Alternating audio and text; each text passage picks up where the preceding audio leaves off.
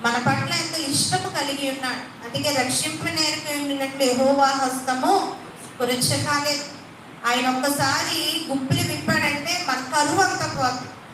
అంతగా దేవుడు సమృద్ధిగా మనలను నింపుతాడు. ఆయన గుప్పులు విప్పుతుంటేనే ఈరోజు ప్రతి మనిషి జీవనం కొనసాగిస్తూ ఉన్నాడు.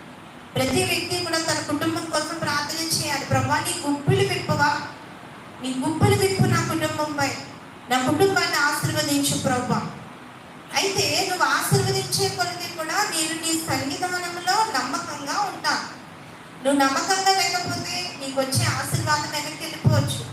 నమ్మకంగా ఉన్నప్పుడు మాత్రమే దేవుని ఆశీర్వాదాన్ని నువ్వు బలంగా పొందుకుంటావు.